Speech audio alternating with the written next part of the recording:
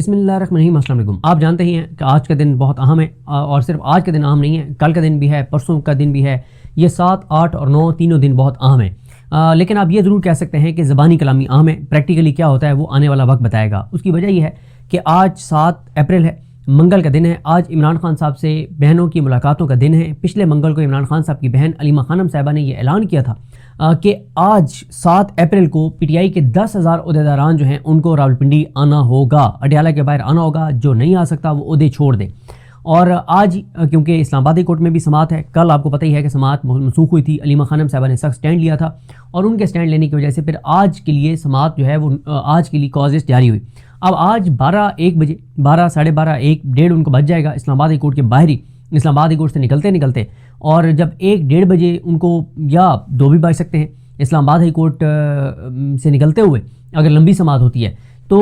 ظاہر ہے وہاں سے پھر پنڈی پہنچنا، اور پھر یہ بھی دیکھنا ہوگا کہ آیا لوگ پہلے وہاں پر پہنچ جائیں گے یا جب علیمہ خانم صاحبہ وغیرہ پہنچیں گی تب لوگ پہنچیں گے، کتنی تعداد میں پہنچیں گے۔ یہ سارے وہ سوالات ہیں جن کے جوابات دن 2 بجے کے بعد ہی ملیں گے۔ اسلام آباد ہائی کورٹ میں آج سماعت میں کیا ہوتا ہے یہ بھی دیکھنا ہوگا کہ آیا ایک ٹرک کی نئی بتی کے پیچھے لگاتے ہیں، یا آج اس چیز پہ فیصلہ ہو جائے گا کہ پہلے مین اپیل سنی جائے گی یا ضمانت کی درخواست سنی جائے گی۔ اور یہ بھی ہو سکتا ہے کہ سلمان صفدر صاحب بتائیں کہ عمران خان صاحب سے ملاقات ہوئی نہیں ہے، تو ڈوگر صاحب ایک نئی تاریخ دے دیں کہ ٹھیک ہے آپ جائیں عمران خان سے مل کے آئیں، آپ کی ملاقات کروا دی جائے گی۔ تو دیکھیں عدالتوں سے نکلنا کچھ نہیں ہے، علیمہ خانم صاحبہ بالکل ٹھیک کہتی ہیں، فیصلے سڑکوں پر ہی ہونے ہیں۔ اب پہلے میں سڑکوں پہ بھی آتا ہوں کہ ممکنات کیا ہیں، اس وقت تحریک انصاف کے اندر کیا چل رہا ہے، خان صاحب کی فیملی کیا سمجھتی ہے۔ دیکھیں 7 تاریخ اس لیے اہم ہے کہ آج اسلام آباد کورٹ میں بھی سماعت ہے، اور آج اڈیالہ کے باہر بھی علیمہ خانم صاحبہ نے کال دی ہوئی ہے، لیکن اڈیالہ کے باہر کی جو صورتحال ہے اس پہ راولپنڈی انتظامیہ نے ایک جو ہے وہ نوٹیفیکیشن کر دیا ہے، اور اس نوٹیفیکیشن میں انہوں نے کیا ہے، یہ ہمارے جو رپورٹر ہیں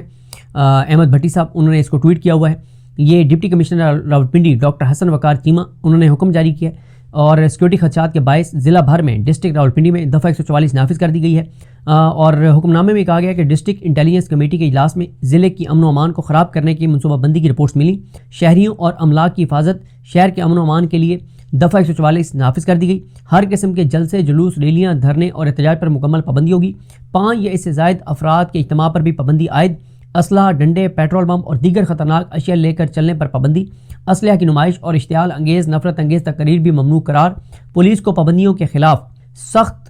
کی خلاف ورزی پر سخت کارروائی کا حکم، موٹر سائیکل کی ڈبل سواری اور لاؤڈ سپیکر کے استعمال پر بھی پابندی، اور اس کا دفعہ 144 کا نفاذ 20 اپریل تک کیا گیا ہے۔ اور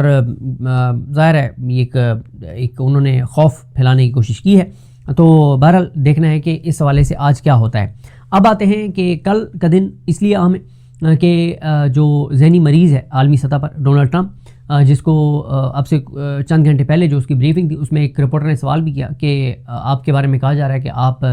کا ذہنی توازن ٹھیک نہیں ہے اور آپ کے دماغ کا کوئی چیک اپ ہونا چاہیے۔ تو اس ذہنی مریض نے کہا ہے کہ منگل کو رات 8 بجے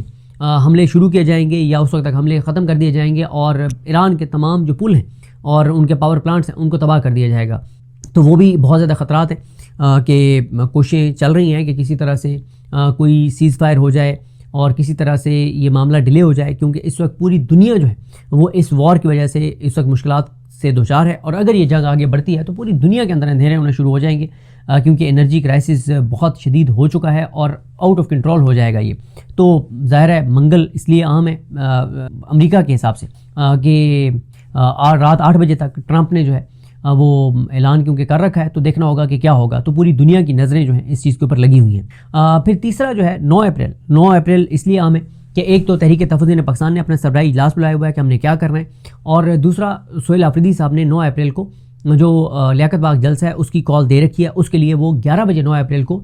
پشاور سے روانہ ہوں گے، اور انہوں نے کہا ہے کہ جہاں پہ روکا جائے گا وہیں پہ جلسہ ہوگا، جس کو جہاں پہ روکا جائے گا وہیں پہ جلسہ کیا جائے گا۔ اب اس میں بھی دیکھنا ہوگا کہ کیا ہوگا۔ اچھا، اس میں آپ کو مولانا فضل الرحمان صاحب نے بھی کل سخت پریس کانفرنس کی ہے، سہیل آفریدی صاحب نے بھی ایک سخت پریس کانفرنس کی ہے، اور کل کا دن جو ہے اس میں علیمہ خانم صاحب نے گفتگو کی، بہت سخت تھی، علامہ راجہ ناصر عباس صاحب نے بہت سخت گفتگو کی، سہیل آفریدی صاحب نے سخت گفتگو کی، جنید اکبر صاحب نے سخت گفتگو کی، مولانا فضل الرحمان صاحب نے سخت گفتگو کی، شاہد خٹک صاحب وغیرہ نے سخت گفتگو کی، اور شاہد خٹک صاحب نے تو ایک بڑی زیادتی کی جب ایک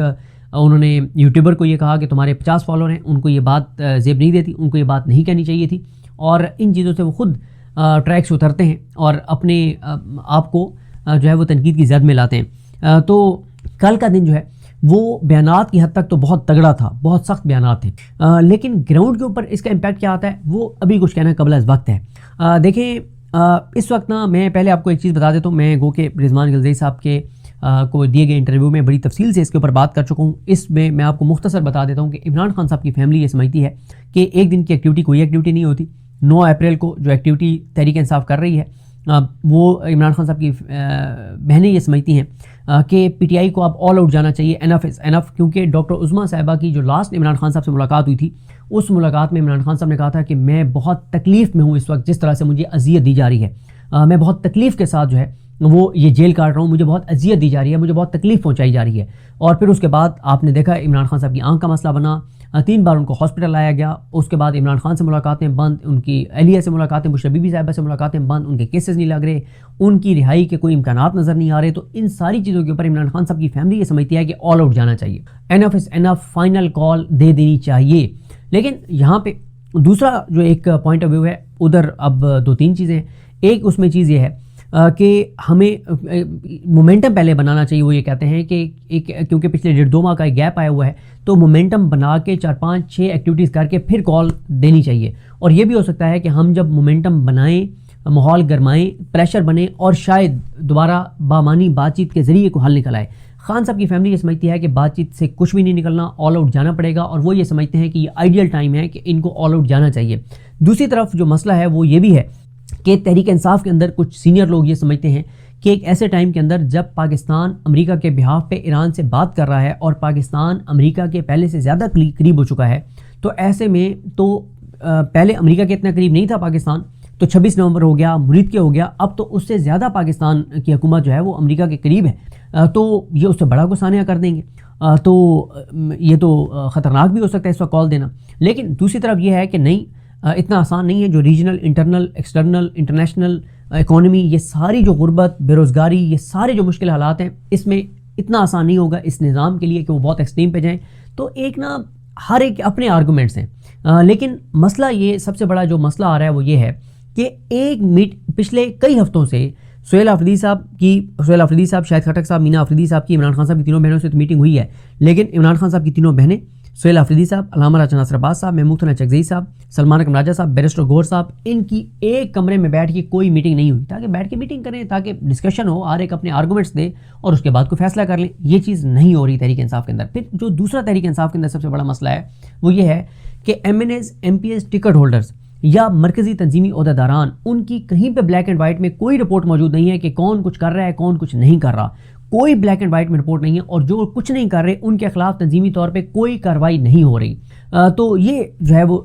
ایک صورتحال ہے۔ اب 9 اپریل کو کیا ہوتا ہے؟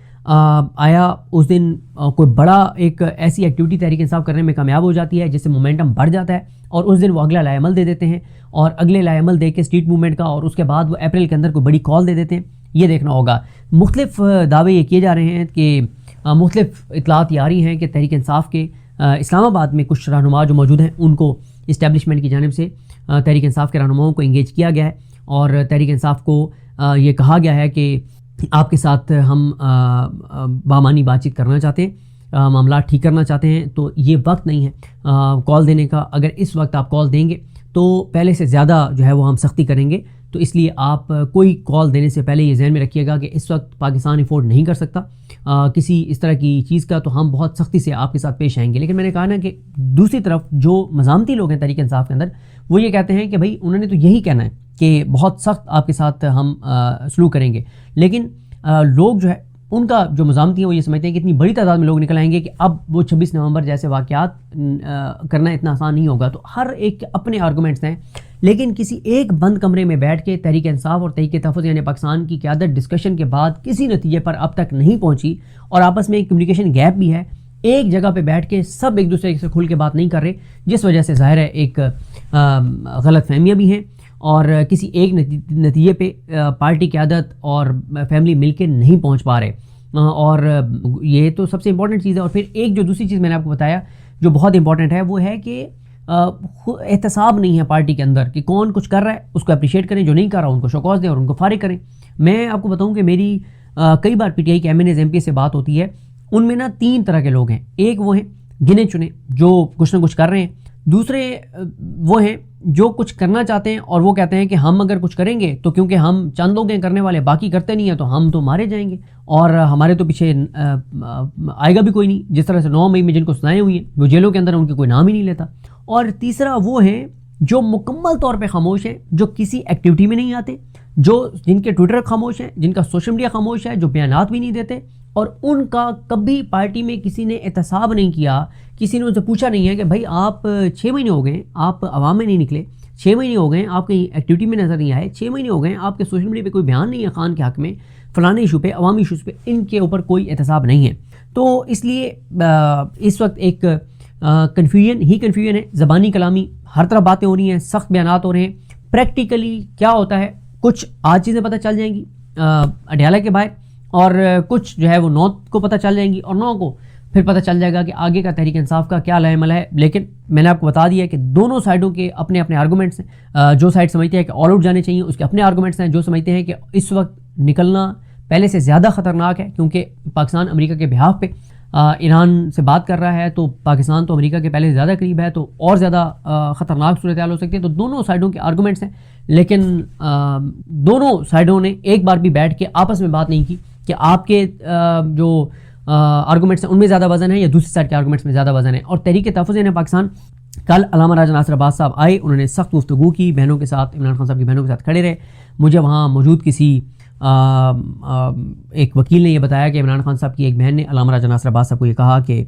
خان صاحب آپ کی بہت رسپیکٹ کرتے ہیں، ہم بھی خان صاحب کی بہنوں کے طور پہ آپ کی بہت رسپیکٹ کرتی ہیں، اور آپ لوگوں کا جو بھی فیصلہ ہوگا تو ہم اس کا احترام کریں گے۔ تو لیکن تحریک تحفظ پاکستان کا سربراہی اجلاس اب جمعرات کو بلایا گیا ہے 9 اپریل کو، جس میں یہ فیصلہ کیا جائے گا کہ کیا ہوگا۔ مولانا فضل الرحمان صاحب نے کل ایک بہت جارحانہ پریس کانفرنس کی ہے، جس میں انہوں نے کہا ہے کہ موجودہ حکومت کو کہا ہے کہ یہ جعلی حکومت ہے، اللہ کے قانون سے انہوں نے بغاوت کر دی ہے۔ جمعے کو انہوں نے پیٹرولیم پرائسز کے اوپر احتجاج کی ملک بھر میں کال دی ہے۔ انہوں نے کہا یہ حکومت جعلی ہے، یہ امریکہ کے غلام ہے، اور یہ جو چیزیں ملک کے اندر کر رہے ہیں وہ مشرق وسطیٰ میں جو حالات ہیں ان سے توجہ ہٹانے کے لیے ہے۔ 12 اپریل کو انہوں نے کہا کہ ہم مردان سے علم بغاوت بلند کریں گے۔ انہوں نے کہا کہ ہم نے مطالبہ کیا تھا کہ پارلیمنٹ کے کیبنٹ اجلاس بلایا جائے، جو نہیں بلایا گیا۔ سب سے پہلے پاکستان کا نعرہ تو لگاتے ہیں لیکن پاکستان پیچھے بھی نظر نہیں آ رہا، دونوں بارڈرز بند ہیں۔ افغانستان کے پاس تو دیگر راستے ہیں لیکن ہمارا یہ جو ٹریڈ متاثر ہو رہی ہے، ہمارے پاس تو کوئی اور راستہ نہیں ہے سوائے افغانستان والا۔ اور انہوں نے کہا کہ ابنائے ہرمز سے ہمیں بتایا گیا کہ پاکستانی جھنڈے والے 10 جہاز گزرے، تو وہ گزرے تو پھر کہاں گئے؟ کیا وہ کراچی پورٹ کے اوپر آئے اور وہ آئل کسی اور جہاز میں منتقل ہوا، کسی اور ملک کو بھیجا گیا؟ اگر بھیجا گیا تو کتنی کمائی ہوئی، اس پہ کیوں نہیں بتایا جا رہا؟ انہوں نے کہا قوم کے ساتھ مذاق ہو رہا ہے، کھلواڑ ہو رہا ہے۔ انہوں نے فلسطین کے حق میں بات کی، اسرائیل کے خلاف بات کی۔ انہوں نے کہا یورپ امریکہ کا ساتھ نہیں دے رہا، امریکہ کے اندر سے ٹرمپ تنہا ہو رہا ہے، لیکن ہمارے حکمران کی خوشامد کر رہے ہیں، ان کے غلامانہ ذہن ہے ان کا۔ اور انہوں نے کہا کہ یہ حکومت اسٹیبلشمنٹ کی پیروکار ہے، اور اسٹیبلشمنٹ عالمی اسٹیبلشمنٹ کی پیروکار ہے۔ ایسی پالیسی سے انہوں نے کہا حکومتیں نہیں چلتی، یہ ریاست، اس کو ریاست نہیں کوئی اور نام دینا ہوگا۔ اور انہوں نے کہا کہ ہم نے جو قوانین تجویز کیے تھے وہ قوانین پاس نہیں ہوئے، سود کے خاتمے کا فیصلہ ہو چکا ہے لیکن اس کے لیے کوئی اقدامات نہیں کیے جا رہے۔ عوام حکومت اور اداروں سے ناراض ہے، اور انہوں نے کہا جو ہمارے ادارے آپریشنز کرتے ہیں کے پی کے اندر تو اور دیگر صوبوں کے اندر، تو اس سے مرض بڑھتا گیا، جوں دوا کی آپریشن سے دہشت گردی اور بڑھ رہی ہے، کم نہیں ہو رہی۔ انہوں نے کہا ضمنی الیکشن میں بھی ان کا رویہ نہیں بدلا، جو ہارے ہوئے ہیں ان کو جتوایا جا رہا ہے۔ اور انہوں نے کہا کہ ان قوتوں کو جتوانے والی قوتوں کو الیکشن کمیشن کو شرم آنی چاہیے، اور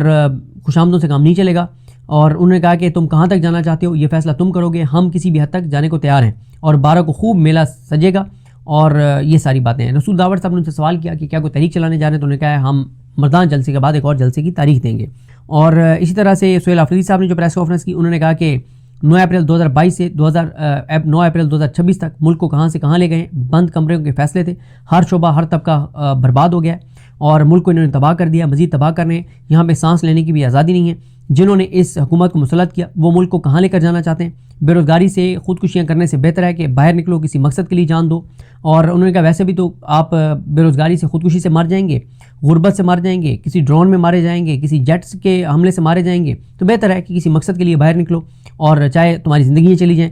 اور انہوں نے کہا کہ ڈالر کا ریٹ بڑھنے جا رہا ہے اور وہ بڑھے گا، تو قرضے ہمارے بڑھ جائیں گے، ریزرو ہمارے کم ہو جائیں گے، کیونکہ کئی ملک پیسے واپس مانگ رہے ہیں۔ اس دن 9 اپریل کو جہاں روکیں گے وہیں پہ ہم رک جائیں گے، ایک دن کی ایکٹیویٹی ہوگی، پشاور سے صبح 11 بجے نکلیں گے، راستے میں ہمیں سب جوائن کریں گے۔ اور انہوں نے کہا تیرا میں بھی جو ہے انہوں نے